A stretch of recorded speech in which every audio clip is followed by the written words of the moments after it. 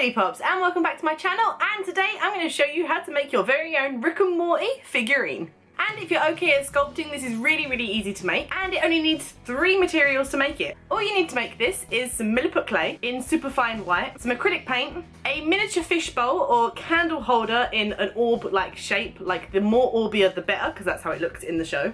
And lastly, you will need some of this glass art marabou in glass. Now this is really only needed as a gloss if you want to turn this into a snow globe. That was my original plan, but I got kind of scared to use it, so I didn't turn it into a snow globe in the end. But I may eventually. Because originally I was going to fill this with water, put little green speckles or the snow in and have it as a snow globe. However, I did change my mind in the end because I got too scared to ruin my little characters on the inside and I didn't want to ruin it. However, you can risk it if you like. And overall, I think the whole cost of this was about 15 schmeckles. So anyway, without further ado, let's get started. Wubba-lubba-dub-dub. So to start, take your fishbowl, your milliput clay, a lot of milliput clay, and your sculpting tools. I started by rolling out a line of milliput clay and then building a wall around my fishbowl. And this is going to be your base to start your alien ship, because I use this to figure out how much space there is left above for Rick and Morty to poke at the top.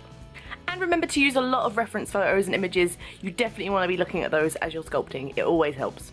Next, I took heavier chunks of milliput clay and then attached them to the bowl in the shape of the spaceship, which is kind of like a sideways kind of diamond, if you know what I mean. And this took me quite a while. I had to keep building layers and layers and then leaving layers to dry. Whatever works best for you, really.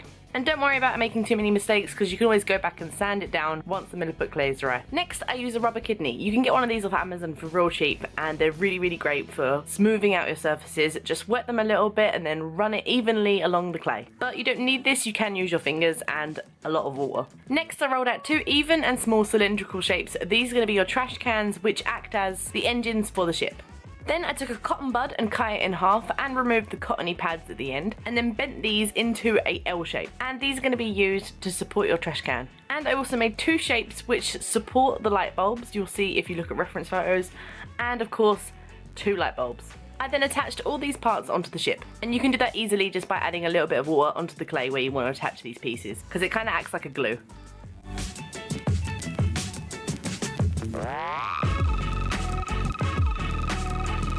Next, I took my earbud sticks and wrapped around clay to make the kind of piping kind of style that it is. So it's kind of a bubbly kind of shape, if you know what I mean. So there was 2 ways that I did this, just to show you ways you can do it. You can roll out small pieces of clay and then wrap it around individually. And then of course you would attach it to your ship and the trash can.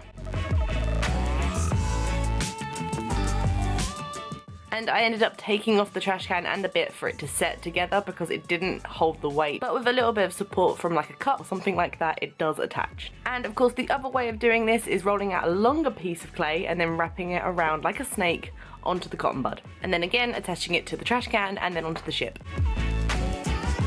Then I started to make my Morty. I rolled out quite a large ball and then another ball as well and then flattened it down to form the hair. I then stuck that on top of the round ball.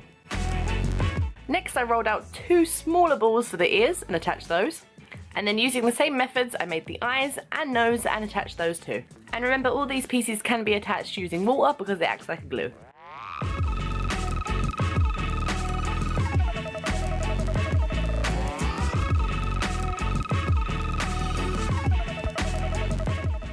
I then made a chair, and as you can see I laid it down just so that the head of Morty and his body would all fit and dry together, because it's a lot harder to make it dry straight or in the shape you want when it's all like balancing in midair. You kind of want to lay it down so it stays where it is just while it cures. I then started to make Rick and I rolled his head out to be more of a oval type shape because his head shape is obviously different. Then I rolled out loads of individual balls and then just by rolling the tip of them I formed little triangles which would form his hair.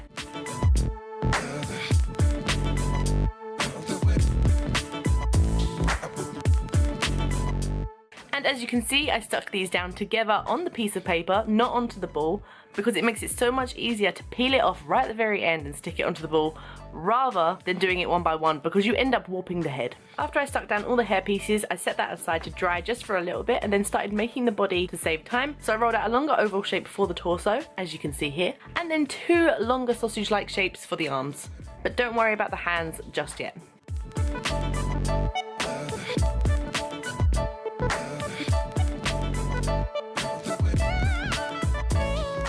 Once I completed the body, I then started to make another chair for it, which should be roughly about the same size as Morty's chair, because you don't want it to look odd.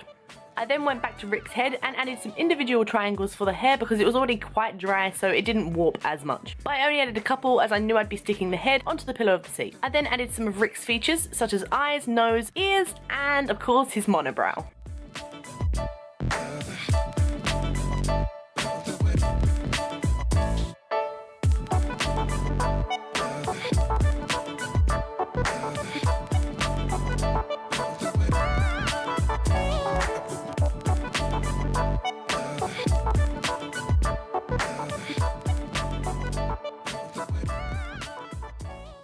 And just like Morty, I stuck on Rick's body onto the chair onto his head and then attached some legs. And the bottom seat cushion, of course. I then took the ship and added a dashboard, however I regret putting that in immediately as it was really hard to paint once it was inside. And unless you have like a bent paintbrush to get in there, I would recommend making it, pulling it out, and then putting it back in afterwards. I then rolled out another sausage shape and added a circle on top of that to form the steering wheel. Straight after which I then flattened out a ball of clay and used a tool to create Rick's hands. And then of course attached them to the steering wheel and left that piece to dry.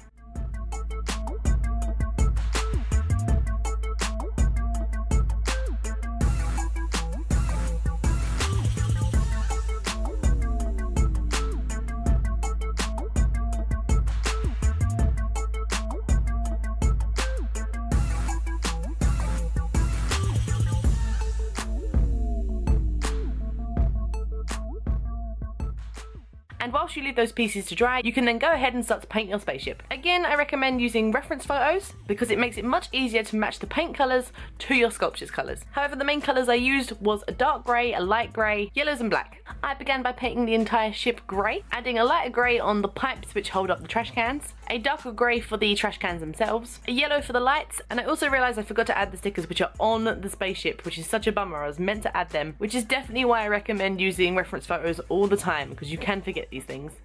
I then used a black permanent marker to add on the extra details on the trash can, such as the circular lines and the lines along the side.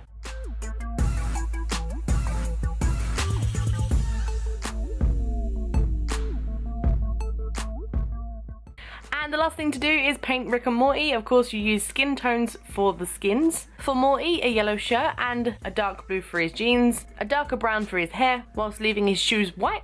And for Rick, it's a blue shirt, a white lab coat, a kind of greenish brown tone for his trousers, and of course blue hair. And don't worry about forgetting all this because you have references, right? Now the last thing to do is wait for your acrylic to dry, and then you can add that glass art gloss if you like, if you want to make it waterproof. I ended up using it on just Rick and Morty to make them shiny. I was going to add the water, but I got too scared and chickened out. But it does add a really nice shine and a finish which would keep your acrylic paint on there for much longer. So I do recommend using it anyway, even though it is optional. And then the final thing to do is just put it all together. I ended up putting Rick and Morty seats onto a base, which then fit up inside the spaceship. I then used some milliput clay to seal the edges around that, so they're fully in there forever. And that's absolutely everything. So anyway, I hope you guys enjoyed this video. Don't forget to hit that like, subscribe, and leave a comment down below. And if you do decide to make one of these for yourself, please send me a photo. I'd be really interested and amazed to see them. So thank you so much for watching. This has been Lady Pops, and I'll see y'all later. Bye! Live it up, live it up, live it up.